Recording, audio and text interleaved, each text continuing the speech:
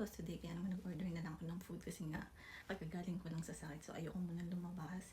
And meron nga palang bagong bukas na restaurant dito sa Athens, Pinoy restaurant, pangalan niya is Asahi. So marami doon mga Pinoy food syempre. Matagal ko nung gustong puntahan yung Asahi pero wala pa lang talaga akong time. Gusto ko i-try yung mga pagkain nila doon kasi pag nakikita ko siya sa Facebook, talagang natatakam ako.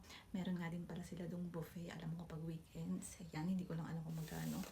At ito yung in-order ko, rice with chicken pastel in Shanghai. Ayan, parang 12 euro yata ito, 12.50.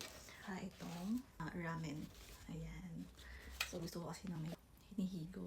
Alam niyo naman tayo pag may sakit, diba gusto natin yung may sabaw. Re-rate ko siya based sa aking panlasa. Tapos na ako kumain guys, and marami pa ako natira sa in-order ko.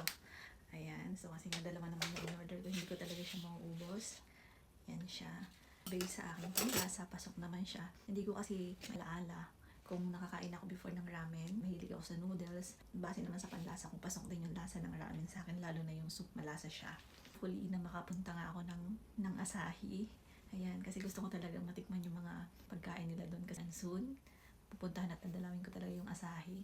Hihintay lang talaga ako na mag-i-invite sa akin at manlilibre. Charot na.